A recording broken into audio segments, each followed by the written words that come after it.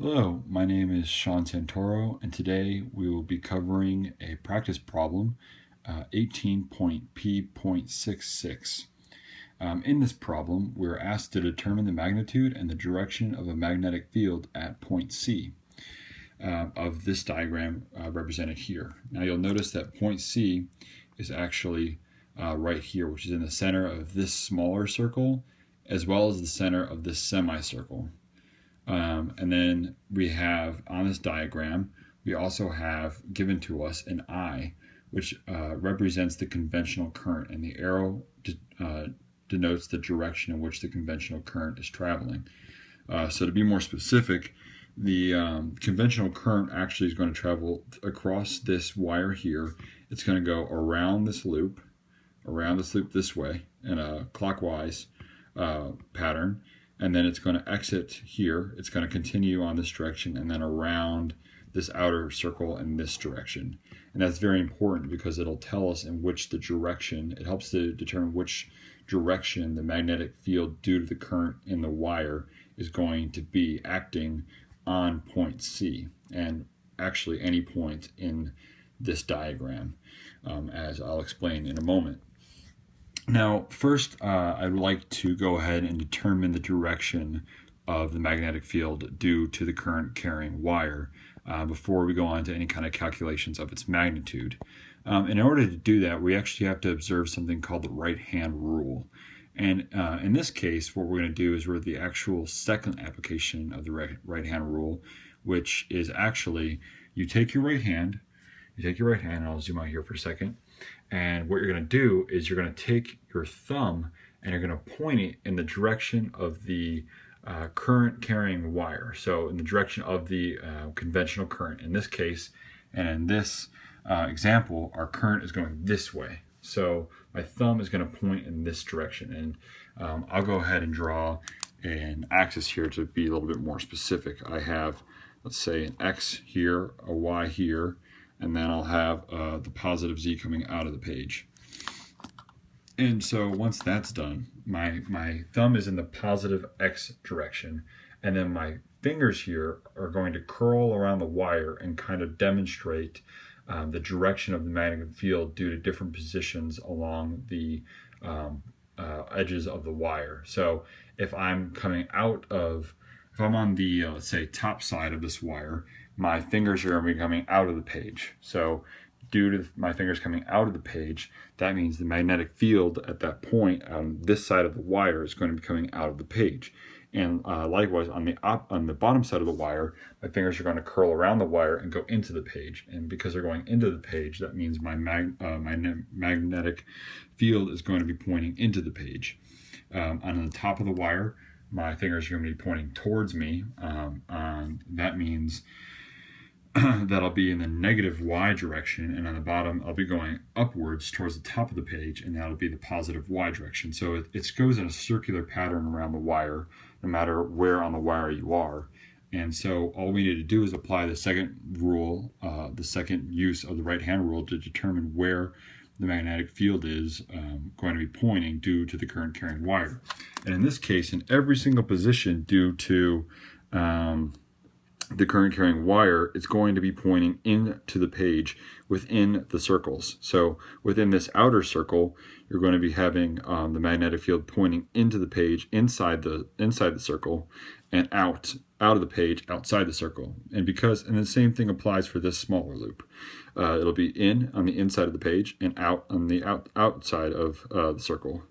Outside of the circle, magnetic field comes out of the page. Inside the circle, magnetic field goes into the page. And you'll notice that C is on the inside of both the inner circle and the outer circle. So we know that it's the net direction due to all of the wires is going to be into the page. The magnetic field is going to be into the page at point C. There's actually two little pieces right here of short wire that are actually not going to influence the magnetic field at C, because actually when you take the dot product or the cross product of the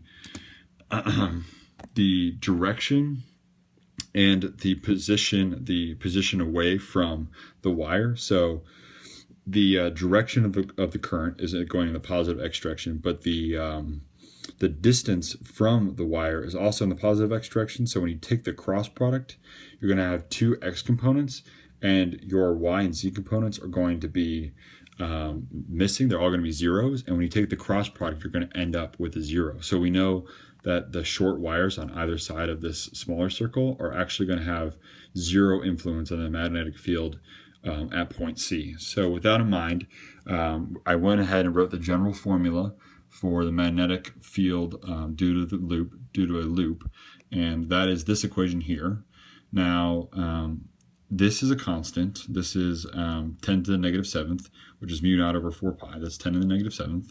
We have a 2I, which is our conventional current, pi r squared, r being the radius. And here I've labeled big R being the bigger radius and little r being the smaller radius.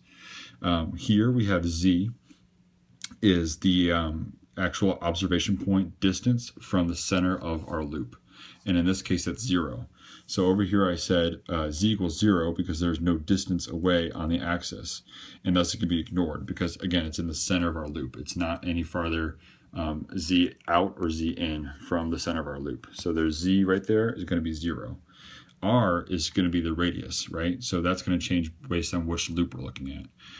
So I wrote a big R just as a placeholder for this equation. And then it's just the exponents are part of the equation itself to define the magnetic field.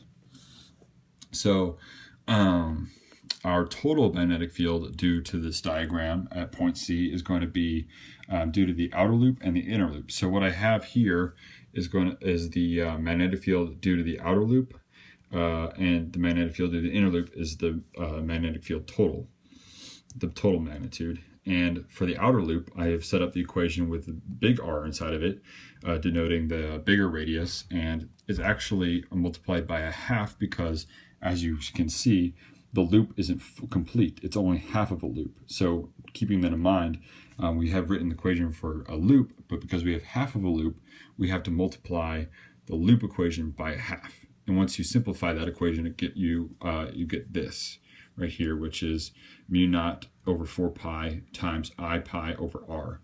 And on the smaller loop is not multiplied by half because we have a complete loop.